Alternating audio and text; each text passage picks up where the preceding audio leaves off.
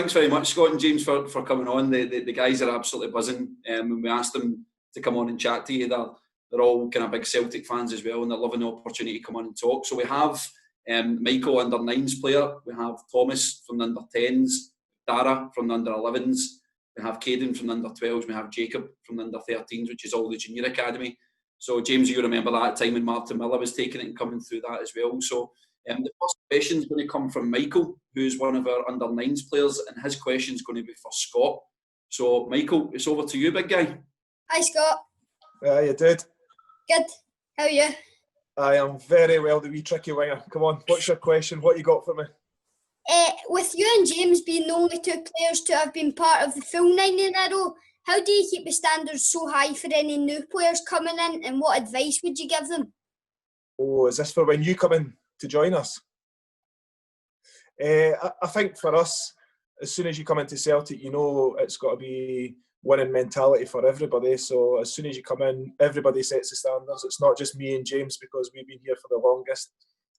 All the new guys coming in, the managers and the backroom staff, they already set out things, whether it's in training, whether it's 5-a-sides or 11-a-sides, and it's a competition that you always want to win. And if you don't win, and we don't win on a Saturday, it's not great, because you get the backlash from all the fans as well. And we don't want that happening. And I think for us, the last 9 seasons, we've worked extremely hard, and that's on and off the park. That's your diet as well as what you do at training as well. So I think you've got to learn from the older experienced pros at the time. And when I was maybe a lot younger, I maybe didn't listen as much. So I think now is the perfect opportunity for me to push my body as far as I possibly can. And I think if you look at James as well, James is getting better every season as he goes along, because he's learning how his body works. He's learning where he should be, whether it's in a game, when it's attacking, he's always in the box, whether it's on the left side or the right side, he wants to score those goals. So I think it's different people, different positions as well, and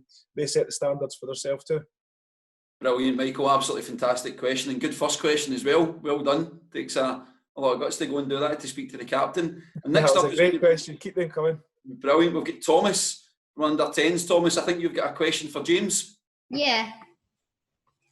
Hi, go on. Hello, James. When you were about my age, did you go abroad to tournaments with Celtic, and did you win anything? What was it like in the olden days at the academy? Was it all still black and white? The olden days, Jamesy. Don't know how to answer that. No, that's a good question. No, under 10s, it'll be the same as yourselves. You used to go to Belgium, Italy. There was a few different tournaments. I don't know if you've been to the Basavelde tournament's a big one as well for youth teams. So it was always good at the end of every season. The different age groups, you would always go and play against European teams. So I think it was always good, no matter what age that you're playing against, like Real Madrid, Ajax, and playing against different players from different countries. So I think that's always been a good thing from younger right through to first team as well, when you don't just play against Scottish boys and you try yourself against European players as well. Brilliant. I think, James, the Basavelde tournament's under 13s. I've been to that one myself a few times in Belgium, and Jacob will be heading to that one probably this time next year, actually. So good luck with that, Jacob, when it comes round. You've all been to some good tournaments. See, when I was coming through at Hibs, we didn't get these tournaments. We got to play against Annan and teams like that, and the furthest we got was to go to the Malt Cup one year, and we thought that was great. So I think you need to make sure you make the best of playing against the better kids coming all the way through, and show them how good you are as well. So Dara, that was a good bit of advice from Scott there, and you're going to be the next one up for the question for Scott. So fire away with your question for Scott, buddy. Right. All right, dude. Hi, Scott. How are you doing? I am very well. How are you? So my question is, what foods do you like to eat before a football game? What, before the pre-match? So yeah, when I go to have pre-match, I'll probably have maybe cereal in the morning, nice and early. And then we always wake up, we're in a hotel, so we go down, we sit down, we chill, we have pre-match 3 hours beforehand. So I'll be down 9 o'clock, I'll have my breakfast, go back down at 12, and for my pre-match I'll always eat chicken and pasta. It's just been something that's been drilled into me quite a lot. And I think the last couple of years it's been watching James as well, and the two of us can eat dry pasta, a little bit of olive oil, some chicken, or something very plain, because you don't want to put too much in your body before the game. You always want to have just enough energy so you can burn that. But the more you eat, the more you fill yourself up. And I think for me, I've learned what to eat over the years, what I know that works for me and what I know that doesn't. And the 2 nights before the game is building up for that. And really, the morning before the game doesn't matter too much if you have that much food, that much pasta or whatever you have. But the morning before isn't really the most important. It's the 2 nights beforehand, so you've got the fuel and the energy in your body with the pastas, your chickens. Guys, absolutely brilliant piece of advice coming from Scott there. And Caden, coming on to yourself now, as you can see, you're just a wee bit of a Celtic fan, so you're getting to speak to your questions for James now as well. So on you go, buddy, you ask your question. Yeah, first of all, I just want to say congratulations on 9 in a row. Thanks, wee man. Thank you. Forrest, you've been in a position that I'm in now, playing at Barrowfield, and what advice should you give to young players like us trying to become a professional like you? What age group are you? Under 12s. Under 12s. No, I think for any young player coming through at Celtic, you've got so many great coaches from under 10s when you start, and then as you go up the ladder every year as you go older, the coaches are always really good, and I think it's always important that you learn off of everyone, and you take the advice. Every coach is there to help you and to make you better, and I think it's just for you to take as much in as possible, and then I think that'll help you as the years go on, and like help you develop as a player, definitely. Brilliant, great question as well, Caden. And we've got the kind of last round of questions going to come from Jacob from under 13s. This is coming to Scott, and Jacob plays in the same position as you as well, Scott. So I'm looking forward to hearing this question from him. You've got the same kind of haircut style as well, what I was going for. Aye. Congratulations, Scott, and winning the league. Great captain, great leader. Thank you very much, pal. How are you anyway? Aye, good yourself, good. Always good. That's good. So I've just finished reading your book there, and you speak really highly of Tommy Burns. So, was he the main reasons you moved to Celtic over Rangers, or did you know you were going to move to Celtic? For me, I went and met Tommy, I met Gordon, I met Ali McCoist, I met Walter Smith, and we sat down, we had a chat. Both teams had accepted, had a bid accepted, sorry.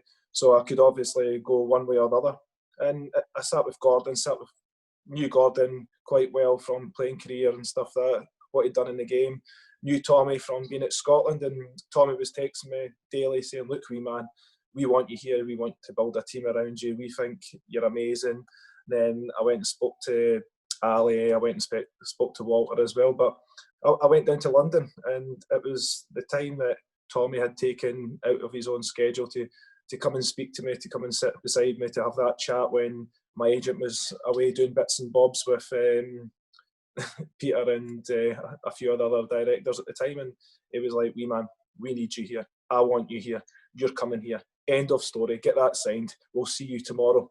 And it was just the wee bit of banter that he always has. And see, as soon as you meet Tommy, he just lights up the room, whether it's one person in the room or it's 100 people in the room. He'll sing to you, he'll sing to everybody, and it's just kind of the man that he was. He was a fantastic character, he was a fantastic player at the club as well, and he was a fantastic ambassador for Celtic too, and it was pretty much where you are now. He came through the youth ranks and played in the first team, loved it, then went on to manage and coach in the first team as well. So I think if you look at anybody for inspiration into Celtic, and he's got to be the main man. I think that's an excellent question, Jacob. And Scott, I was very fortunate. It was Tommy Burns who brought me to the club as well about 13 years ago, along with Martin Miller, James, who you'll know really well. And the guy was just absolutely wonderful, and he left a brilliant legacy at the club as well. And you can see that's still prevalent to even our younger players. It's really important to them. And this is the one I'm looking forward to. This is back to Michael. This is back to the tricky winger, James, who's coming to steal your place in a couple of years' time. So, Michael, on you go. What's your question? Hi, James. Aye, how done? Good, you? Aye, all good, mate, all good. How much does it mean to you have won 9 league titles in a row for the same club that brought you through the academy? No, it's hard to put into words. It's incredible because, as you said, like everyone, when you come through the youth, you just want to be playing the first team. You go and watch the first team players playing and win the title and that. And when you make your debut, it's a great achievement to make your debut, and then to stay in the first team. It's hard work, but as I said, it's a great achievement, and it's hard to put into words. Winning titles for Celtic, but it's obviously it's something that will stay with me forever. And James, all these guys here are wanting to try and emulate guys like yourself coming right through the academy. And would you give any of these boys a piece of advice? There might be obviously speed bumps along the way for academy players come through. You'll do really well. You'll go through little dips. But would you give these guys any piece of advice that would help them kind of make that journey all the way through to playing in the first team? Yeah, no, I think if you look at the first team now, there's a few players that have come right through from under 10s, under 11s at Celtic and playing in the first team. So I think that's always good for young players to see that it does happen, and it's happened more regularly now where players come through the youth, through the academy, and as you said yourself, it's not all easy. It's not all. There is going to be speed bumps along the way, but I think it's worth it when you're playing in front of the fans and you're winning trophies and you're winning league titles. I think it's definitely all worth it. And I know, as I said, you just keep working hard and that's what everything, and just keep learning. Brilliant, Michael. Good question. You're looking at James. That's your role model. That could be you in the next 10 years' time. So no pressure. Hopefully it'll be 19 in a row we're going for. So Thomas, you're going to ask the next question for Scott. Scott, all the best with this one because Thomas is the most confident lad I know. So on you go, Tommy. Hiya, Scott. Do you remember me from Grangemouth? Do I remember you for Grangemouth? Were you coming along when my wee man was training at Grangemouth as well? Yeah. Ah, there we go. I knew I'd seen your face before. I wasn't sure if it was that or Crime Watch. It was one or the other. Okay, so would you rather prefer Champions League win with Celtic or the World Cup win with Scotland? And I need an answer. Champions League with Celtic. I've at least played in it before, so it was one that I've still got an opportunity to do.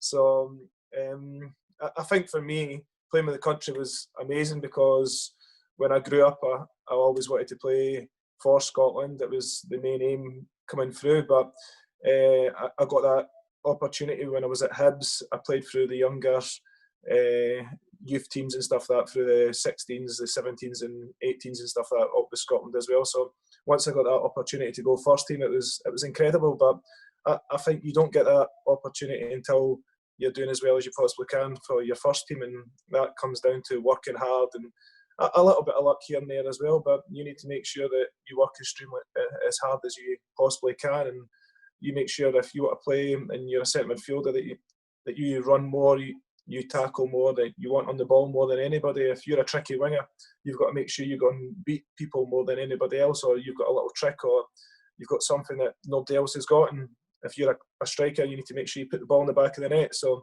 I think it's those things you need to make sure that you're the best at your age group all the way through, and that you work hard to try and get that. Brilliant, really good question, Thomas. Thomas, I'm pretty sure you asked me the same question a couple of weeks ago as well, so can't believe you. So Scott, good question. These guys, honestly, these guys on the call have obviously got big aspirations to play for the first team and in the Champions League. What was it like when you played in the Champions League? I mean, you've played in some unbelievable nights at Parkhead and away. What's it like playing at that level and against those top players? My first ever game was away against, who was it again? Dynamo Kiev, I think it was. And we were over there, and Gordon was the manager, and we were 3-0 down after 15 minutes. And I started centre midfield, sitting in front of the back four for the first time that I've ever done it. I came to Celtic as a kind of free role, kind of attack, defend, do whatever you want, Scott. And I sat in front, and we were 3-0 down 15-20 minutes into the game. And Strachan came at half time. Wee man, look, you can't play there. end of, out you go, run up and down the wing and just cause problems. So I think it was there. It was a learning curve for myself, because I thought it was just going to be like another SPL game. You turn up, you come and you get on the ball, you play, and hopefully I'm going to be better than somebody. But we're playing against top quality players, and it was extremely hard, and it was a huge learning curve that I had to learn quickly, or I wasn't going to be in the team. So I think those days they're incredible. But we've had so many now. Me and James have had some great times. We've had some not so good times as well. But most recently, we went over to Italy, beat Lazio for the first time that any Celtic teams went and beat an Italian team. So it's good things like that wants us to be in the Champions League, the Europa League. Amazing, Scott. I was in Lazio as a fan at the game, and when that goal went in, I fell down about 15 flights of stairs cheering that loud. So it was an amazing feeling. So keep that going, and we'll get Dara next. Dara from Under 11s, and Dara, you've got a question for James? Yeah, I do. So my question is, what have you learned playing against top class teams?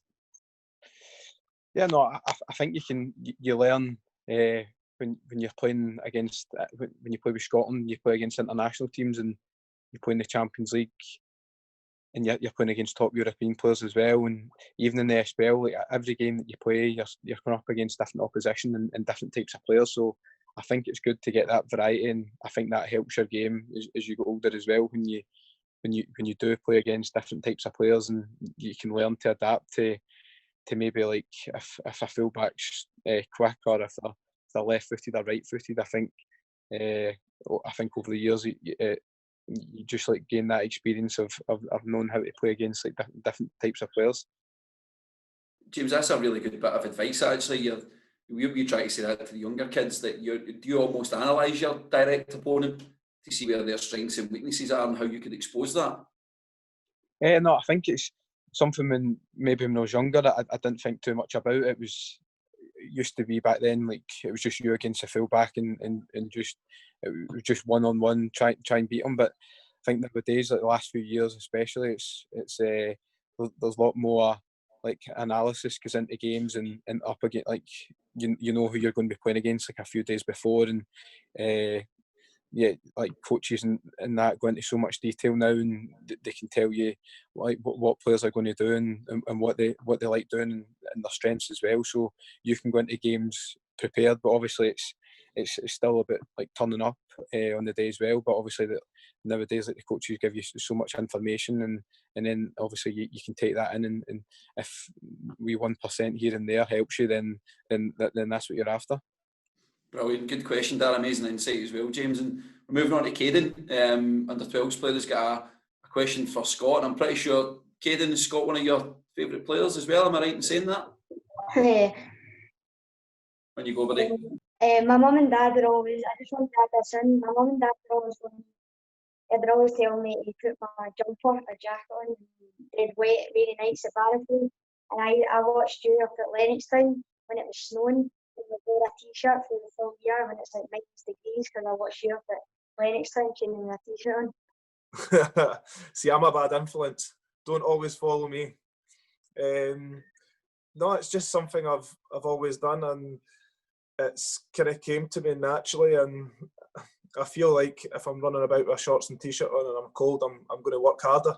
And it's something that's always just been inbuilt in my system since I was a young kid. And my mum and dad used to say the opposite to me. They used to always say, look, you're going to be freezing if you didn't run about, because you've only got a t-shirt to run about with today. So I think it was just something that was always inbuilt in me, that my mum and dad kind of put into me to make sure that I would run about, I'd work hard, and it's something that I enjoy doing. I enjoy running, I enjoy working hard. And if you ask James will have more layers than a Viennetta on. So we're in two different situations here. But then you look at what James does as soon as he goes into training. James could be sitting looking freezing, but then he's got the different level to explode within 2 seconds, sprint about here, there, and go on, where I have to make sure that my mind's quite strong that way, that I'm ready for training, that I'm focused, and that I know I'm going to be cold, so I need to make sure that I work harder than anyone to stay warm. Brilliant. That's something we always speak about as well, Scott, about the hard work, and it's something that you and James have both mentioned as well. So it's brilliant reinforcing those points. And Caden, we'll be watching you next season, even in the middle of December. We know jumper on, just your t-shirt, right? And Scott will be asking us as well. I think we've got another question from Jacob, our under-13s player. Jacob, this question is for James. Yeah.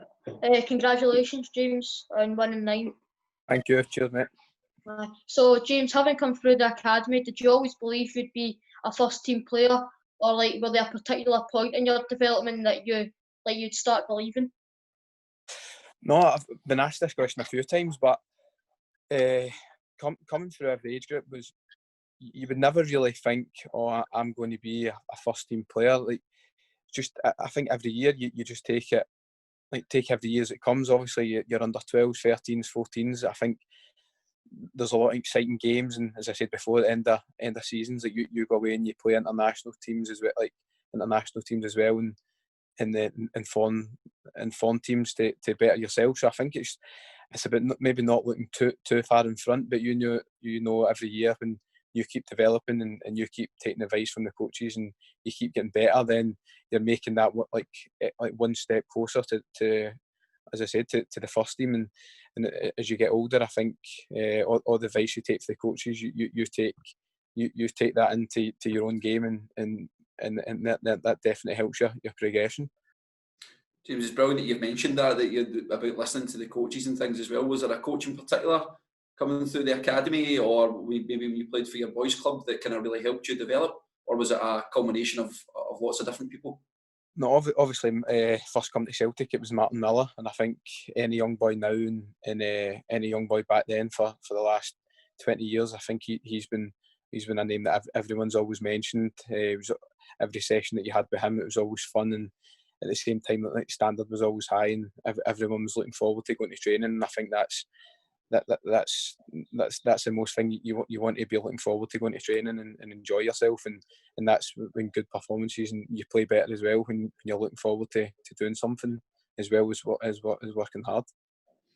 Brilliant. And guys, Scott and James, I just want to say thank you very much. The boys, in fact, I don't know if it was the boys or the parents who were buzzing the most when they heard this opportunity was coming up. I think there's a few parents looking behind doors and stuff like that just now as well. So they've absolutely loved the chance to come and speak to you.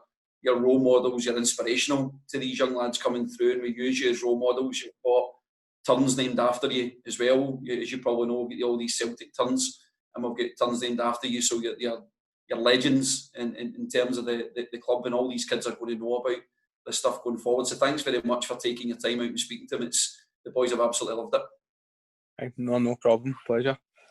Not a problem. Hopefully you've enjoyed it, lads, and here's hoping I get to see you coming through extremely soon. Make sure you work hard and you can all be like Jamesy.